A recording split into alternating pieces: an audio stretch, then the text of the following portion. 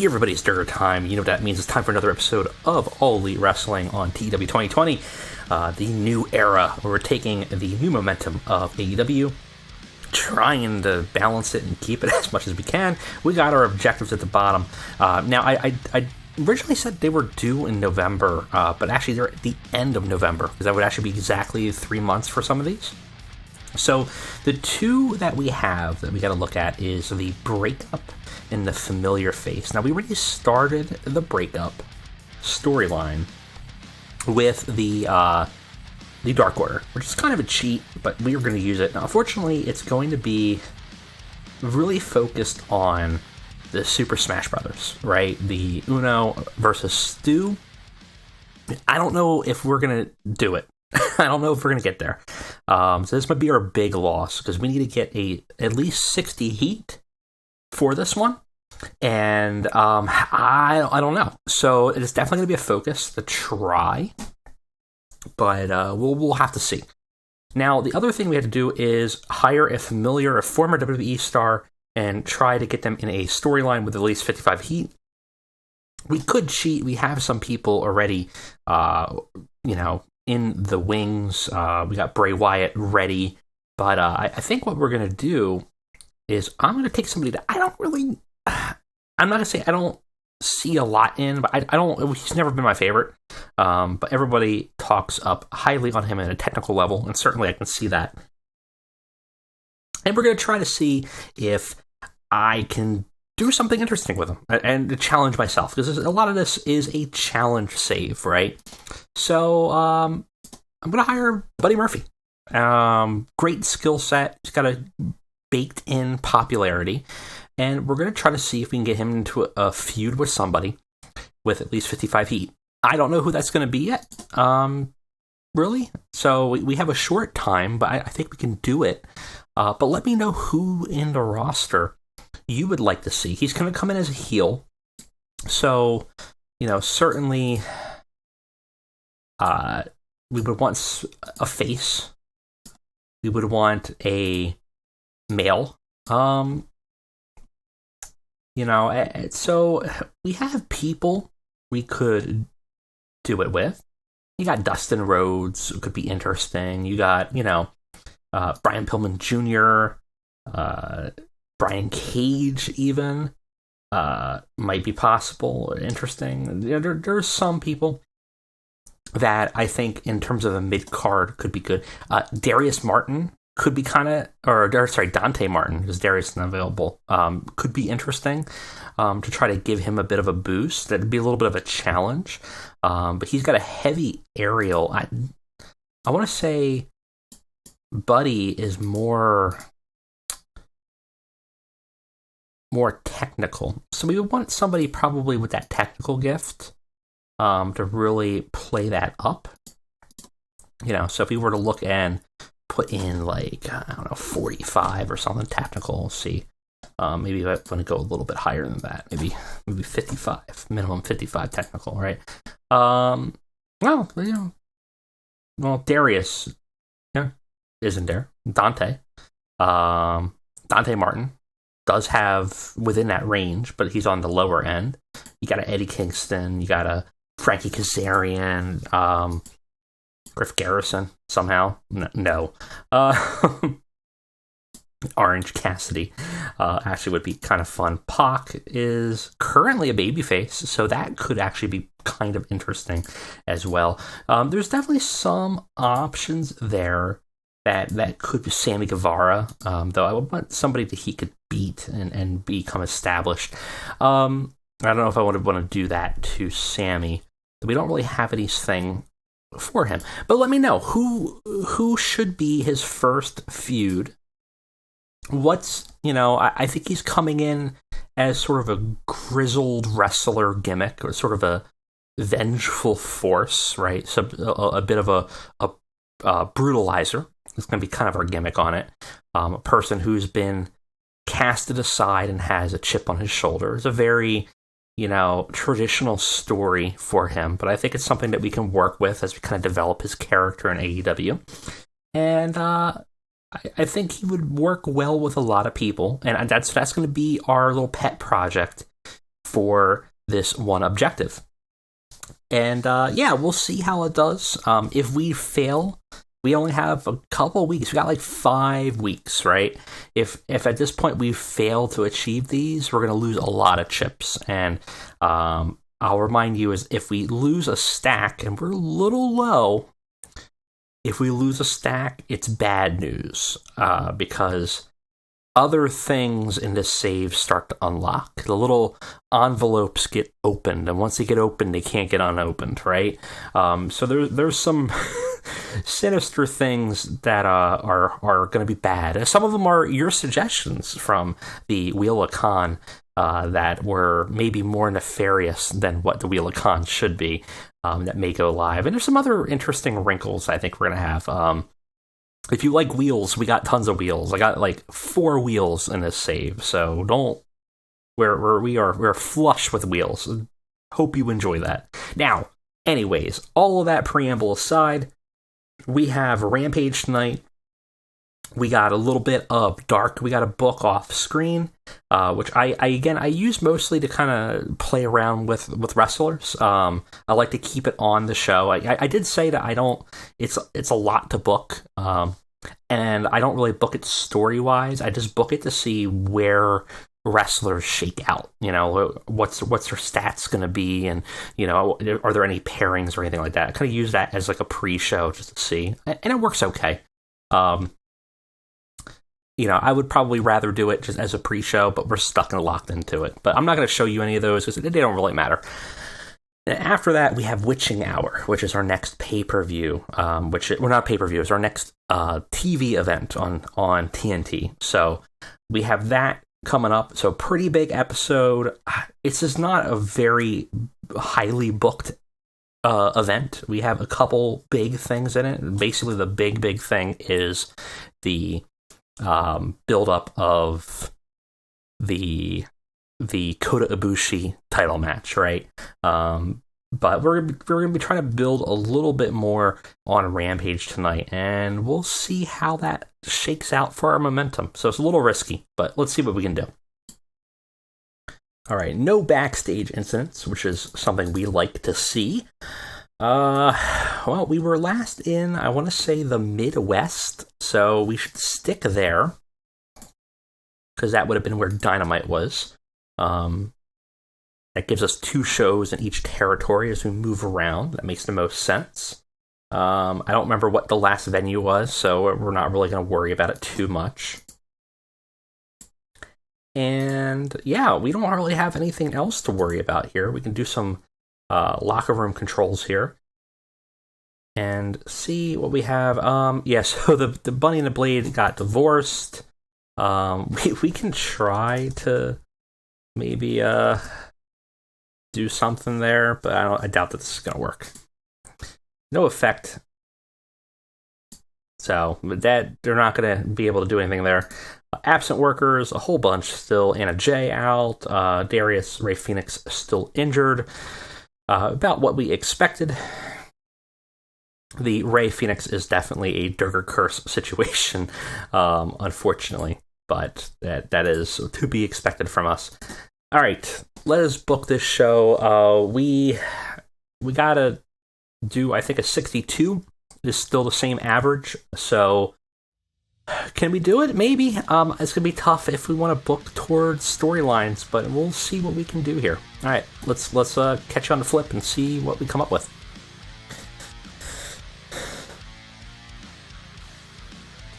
All right, we got a show, guys. 65 minutes. Is it going to be any good? Is it going to get 62 or higher? Well, we really want 63 or higher.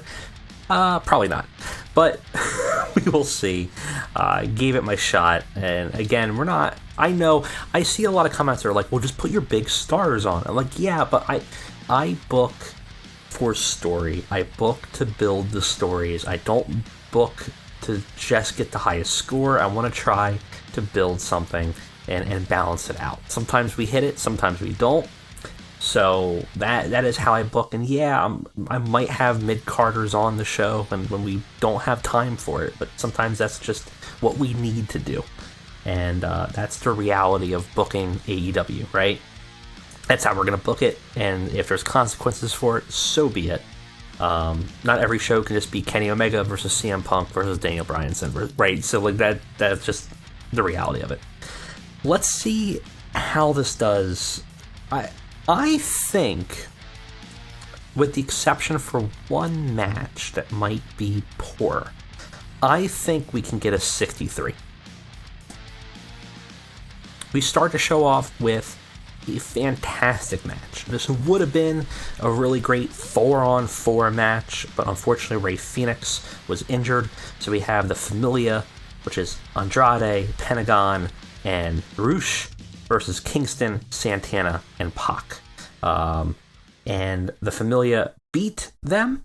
Pentagon pins Santana, building up their individual storyline as we're kind of building towards a tag team match between them.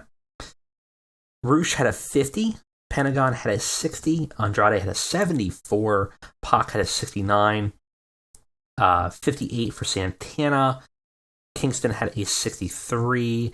We need to fix Pentagon and Alex Abrahambrez. I think Alex is probably set for face, so that's probably a problem we have to probably fix. And we can do that easily. It's not a big deal. Got the show off to a great start and got the crowd buzzing. Gave us a 70. Fantastic opening segment. Follow it up with an okay story beat segment. It's not the end of the world. Rush and Kingston end up squaring off post-match, with Rush ending up being dominant in the square-off, looking like he's calling his shot for the TNT title and is going after Eddie. Certainly makes sense based on what has been happening before. Building up pretty well for this. Yeah, this is the match I expected to not be great. So 39 for Uno. Stu had a 44. We have their first bout. It had terrible wrestling. A decent reaction from the crowd, though. Stu Grayson defeats Evil Uno in 11 minutes by pinfall after using quote-unquote underhanded tactics, which I think was interference probably from Alan Angels. Uno seemed off his game. We hinted at Stu's heel turn, which I think was already more than hinted at. We probably have to set him to auto to fire his gimmick for his heel turn. I think I forgot to do that. Afterwards, Uno is in despair for seeing the Dark Order falling apart, and he is in the middle of the ring looking like he's about to remove his mask, kind of like not necessarily hang up the boots, but kind of throw away that identity, right? He's stopped by Colt Cabana, who joins him out there. I don't remember if we put Colt Cabana on any side of the Civil War, so I kind of have him siding with Uno. Obviously, Stu Grayson, Preston Vance, and Ten are kind of the heel side of that, and they left over there as we kind of build the destruction of the Dark Order and build up towards sort of this new Dark Alliance with Grayson here. So yeah, there's that. It did fine. It's 45, not great though. This does really well, even though Ricky Starks kind of struggled, let's say. Punk and Starks have a one-on-one interview in the backstage and set a fight at the witching hour. So Starks and CM Punk gonna go head to head at Dynamite to move Punk on to something else. We're kind of still finishing off where AEW started their stories. We're kind of moving them off of that. This does fantastic though. 86. Ricky struggled there, which, to be expected, having to go with that. But overall, a very strong segment. Also a very strong segment. Daniel Bryanson comes out to speak to the fans. And before he really gets to say anything, he's cut off by Jon Moxley, who he had beat last at, I think, Arthur Ashe. He says, you gave me a loss and you out-wrestled me. I'll admit that. But I'm not done with you. He says ominously, I'm like a hungry dog, looking for scraps that the master isn't giving out anymore. I've been cast aside in this company, exiled. And that won't go on for much longer. If I gotta go out, I'm gonna go swinging. And I want one more match. Brian looks at the crowd for a reaction. They're all, very positive of this idea. He looks at him and goes, no. Brian Danielson wants to wrestle a whole bunch of people. He doesn't want to have a rematch so soon. Moxley, though, is desperate for it. He doesn't like how it's sat, and he flips out and goes, no. You don't get to walk away from this with a 1 and a 0. Not in the house that I've built. Even if the back doesn't approve it. We are having a match next Wednesday. And I'm going to tell you why. Because you know enough of me to know that if I don't get what I want, and we leave this chapter unfulfilled, I will fill that chapter my own way with your blood. And I'll find you in the parking lot. I'll find you in your trailer. I'll find you every time you step into this ring. I will be there until I get what I want. Hell, maybe I'll visit your home and check in on your family. The threat of familial assault makes Brian flip out, and he charges at Moxley to 2 brawl, but Moxley actually does get Brian down. He gets him a good cheap shot across the face, and ends up downing him. And so we have a big brawl. It seems like we have a no DQ match, maybe a lights out match at Witching Hour between the two of them, as we kind of continue this feud, continue this bitterness in Jon Moxley about all these other people coming in to take his spotlight. And we have a decent main event.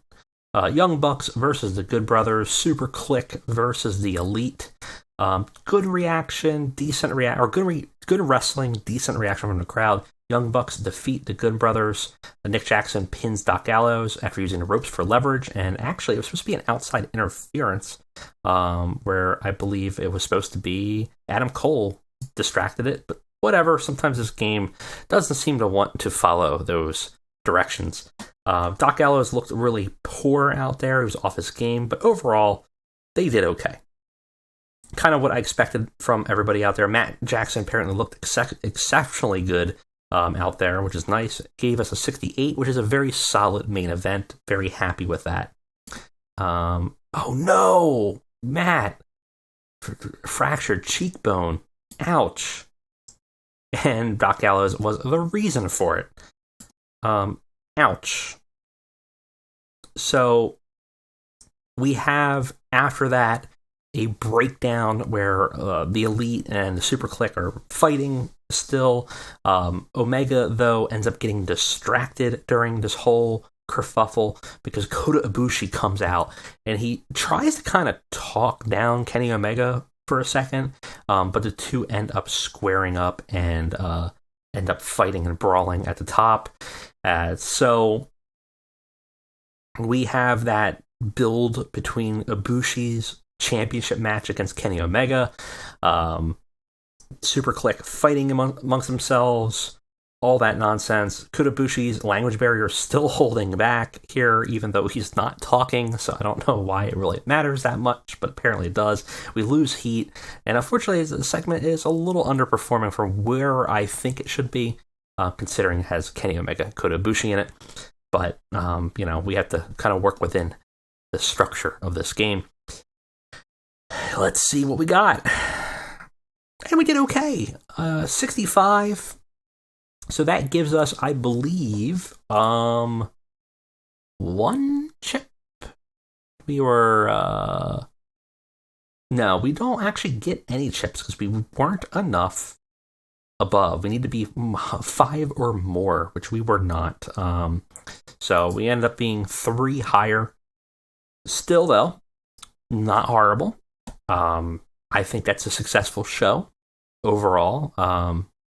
Obviously Punk helped. We had a pretty good a couple pretty good segments, and our matches struggled a little bit, except for Kingston and Andrade's multi-man team here that ended up doing very well. So overall, not too bad of a show.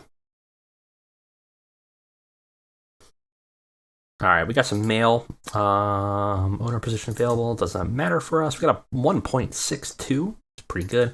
Matt Jackson, of course, injured. We should check in on him and see how that injury is. Our long list already of the Durger curse giving us injuries. 24 days. Honestly, not that bad. He's working through it. So we just want to maybe protect him a little bit. Not a big deal. We really don't have, outside of the SuperClick story in general, we're not really doing anything significant with him.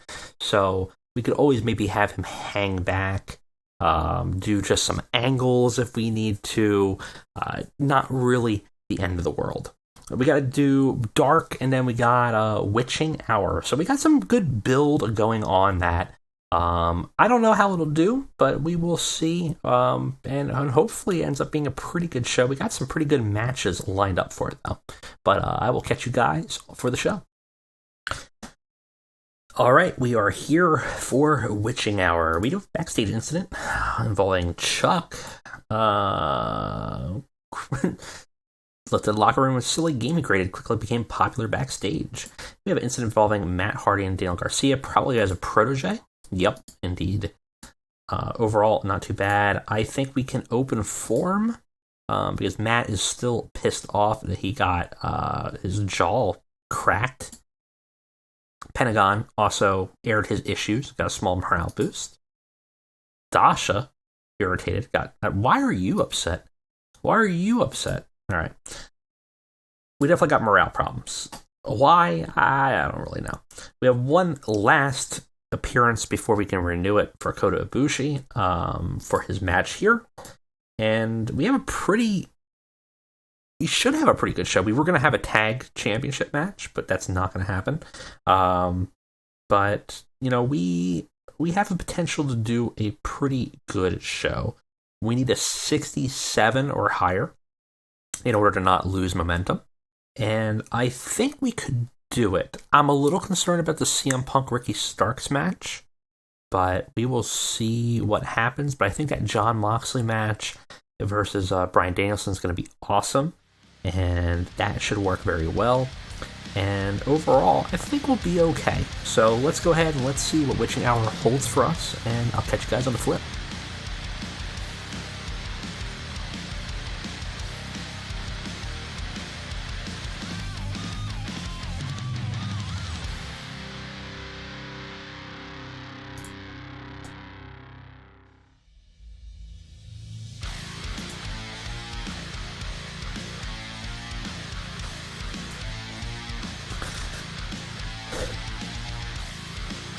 Alright guys, we are back with a very match-heavy show. I actually didn't get everything that I even wanted on the show, and I have a risky opener. A real risky one. And I don't know if it'll pay off, but I think, storyline-wise, it's kind of interesting. And I think we have other matches on the show that can protect it if needed. So, without further ado, let's go into the weirdness that is Witching Hour. Does pretty okay. In our opener for the Women's Championship, Thunder Rosa and Britt Baker draw to a time limit draw at 30 minutes after the time limit expired. Thunder Rosa had a 57, Britt Baker had a 65. We gained heat for Britt Baker's toughest challenge.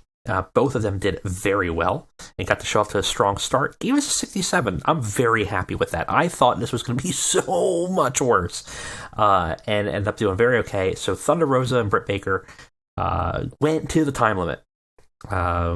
They have a previous feud, and this adds another wrinkle to the mix. Afterwards, in a segment, it does actually pretty well as well. We have just in the post-match, in the last minutes of the match here, after repeated offense and just really beating the hell out of each other. Thunder Rosa just makes it to the pin attempt and gets to basically the 1 count before the time limit hits and invalidates it. And Britt Baker survives the match. Obviously leading to maybe like an Iron Woman match or something like that, probably at Full Gear. So we kind of build up that story beat and does very well. I'm very happy with this. I was a little concerned. Actually, I'm more concerned now about some of the other matches on the card. But very cool opener, something we haven't done yet, and something that's kind of a neat thing that because AEW has time limits, we can pull out of our pocket every once in a while. We have, after that, the exhibition match between CM Punk and Ricky Starks. It's got 72. Great heat, decent wrestling. CM Punk definitely carried the match, and he defeats Ricky Starks in 11 minutes with submission. Ricky Starks had a 46. CM Punk had an 83. You know, it's not bad. But really, for the most part, we move Punk on to something else. After that, we have a match that doesn't do great, but I kind of expected this. In a TNT title match, Eddie Kingston versus Roosh. We have a surprise upset in 3 minutes. Roosh defeats Eddie Kingston in a dominant show of force, ending his TNT reign very short, and giving Roosh the TNT title. Eddie Kingston had 67. Roosh had a 53. We advanced the Familia storyline. Overall, the segment's of 47 and got impacted by how short it is. That's fine. Afterwards, we have a pretty decent segment after of just Eddie being surprised by the onslaught and ends up losing, gets just murdered by Roosh, and Roosh holds up the TNT championship. We are kind of building like the sort of the Latino 4 horsemen, and so my goal is to try to start to put belts on all of them. So Andrade now is sort of the odd man out. We got the tag champs, we got the TNT champ. I guess he has to start going for the world champ. That'll be interesting. And we get a 62 with that. It's not too bad. This match sucks. It's a poor match. The Dark Order defeat the Dark Order in 8 minutes. 10 pinned Alex Reynolds. John Silver head and shoulders above everybody else. And we have that full breakdown going on here. We advance the storyline with Player 2 disconnects, but with Stu Grayson's team beating Evil Unos. And then an interesting turn of events. A mysterious figure, unnamed, appears on stage. Shadowy, but noticeable. And he directs Stu visually with a point. And Stu turns and lays out Evil Uno. 10 goes and stands by Stu's side during it. So it seems that Mr. Bray Wyatt is joining the Dark Order. No, seems that he is joining Stu and 10. Perhaps he's picked them up. We will have to hear more about, one, who Mr. Rotunda is really, who he really is, what's his name. You know, you guys had some great suggestions, so you'll find out soon what we go with. And really what he's about. I will tell you, I think we're probably going to go to his roots and go back to a very like enigmatic cult leader. I know, I love my cults. But I think that's the Bray that works the best. I think we could still do the Fiend in an interesting way as well. But I think we'll start to lay it out that he's sort of scooped into this power vacuum and come in to wrest away control from Uno, from some of these guys who felt like they're not succeeding. And perhaps it's his guidance that will get them there, right? This gets a 53. We get only an adequate rating for cult leader for Bray Wyatt. We gain heat for the Super Smash Brothers storyline, which is good. And we actually have some gimmick changes here. Or do we not? No, that is just him. I keep on forgetting we have to actually select it. It used to be in 2016 it would do it automatically, but we have to actually add it to the angle now. We have in our main event, well, actually no, our official main event, Kenny Omega versus Kota Ibushi. 17 minutes. This is a very, very good match. Kenny Omega defeats Kota Ibushi in 17 minutes by pinfall after a one-winged angel. We also had Brandon Cutler distract Ibushi a little bit, protect him, makes defense number 7 of the world title. Afterwards, we have the Good Brothers lifting up Kota Ibushi to his feet. Kenny Omega looks at him deep into his eyes, and Ibushi looks scared for a second. He notices that Kenny is a different man and has that disgust in his eyes of like, what the hell have you become? And those eyes are quickly closed after a vicious V-trigger after being held up by the Good Brothers. He motions to the Good Brothers again to lift him up for another one-winged angel. And before he can bring it down on Ibushi's neck, he's interrupted by the return of Hangman Page, who comes out to the aid of a former friend to Ibushi to help defend him.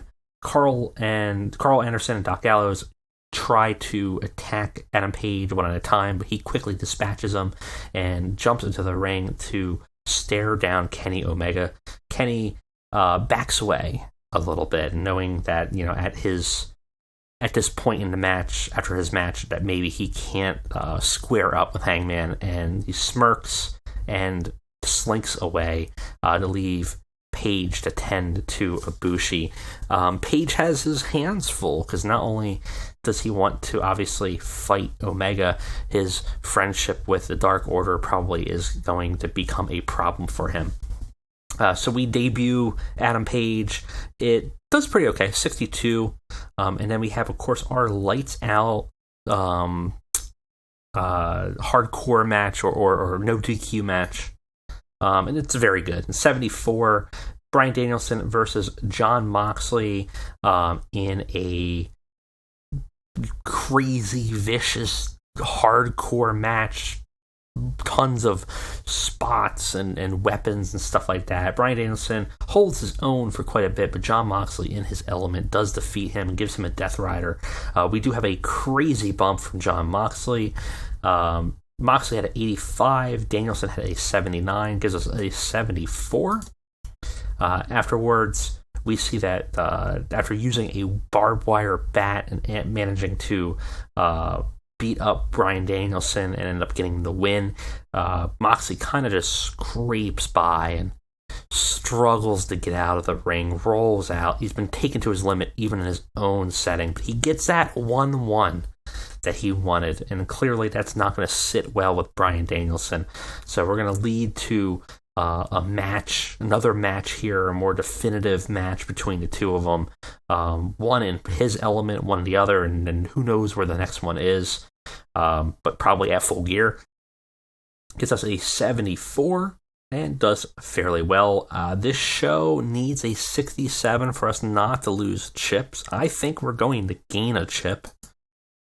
And we do. 71, very good show. Very happy with the event. Overall, some great big matches. Praise Thunder Rosa. I think we need to point out as a good example Ricky Starks. I think Evil Uno gives some encouragement. Very good. All right, we got some mail. Look at Kota Ibushi now gone from us for the loan. We could always loan him back in, but I think we did what we needed to. We brought back Hangman Page. And yeah, I mean, I think that was a pretty damn good show. We do want to remember to change this before I forget. But it definitely did what we needed it to do. So I'm pretty happy with that. Technically, we've completed our main objective, but we have a lot of time still because Darby is now actually considered a main star. He was only or a major star. He was only a star before. So we have completed our primary objective, but that will not expire until it give us a new one until later. So we get to kind of rest on our laurels for a bit. Storyline wise, we are trying to build that Super Smash Brothers story. We're at 45. It's not bad. We could get there maybe. We need some bigger, better matches. Problem is that Stu and Evil just can only give us so much. The introduction to Bray Wyatt is going to be helpful for us. Hangman's also in a supporting role in this sort of division between the Dark Order. So having some of them involved may help boost this up. I believe we need a 60. So it's going to be a little bit difficult. We also didn't have time to debut our new hire, which we can always do at Rampage or Dynamite, start to build him up. We do have time. We have, several shows before these come down, but I'm a little concerned that we might not achieve one or both of them, and that's going to be a big problem for us, and that's probably going to put us down down into dog pound for us here, and when it comes to those momentum chips, and then some bad stuff's going to happen. So a little concerned about that, but we will try our best to plow through it and hopefully get it done. So, all right, guys, that was it for me today. So thank you all for joining. I hope you enjoyed, and I will see you next time.